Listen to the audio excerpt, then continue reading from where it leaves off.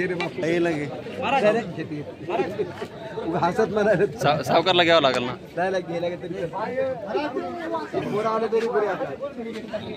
एक मिनिट शांतपणे ऐकून घ्या. जय श्रीराम. जय श्रीराम. आपण सर्वजणांच्या आलात आईला सर्वेक्षण करण्यात यावे. जय श्रीराम म्हणा. जय श्रीराम. रद्द करून त्या मालमत्ता आणि जमिनी शेजारील देशातून भारतात येणाऱ्या हिंदूंना देण्यात याव्यात. देशातील व राज्यातील सर्व अवैध कत्तलखाने जमीन बस्त करण्यात यावे. अल्पसंख्याकांचे पुनर्मूल्यांकन करून जिल्हानिहाय अल्पसंख्याक ठरवावे. जनसंख्या नियंत्रण कायदा करावा.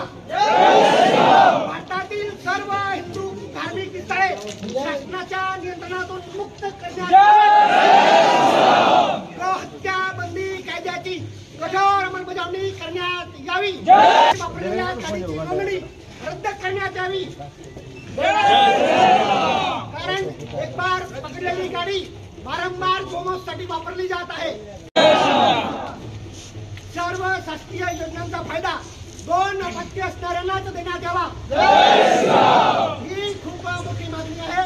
आपलं निवेदन महाराष्ट्रातून सर्वात सरस असं ठरलेलं आहे.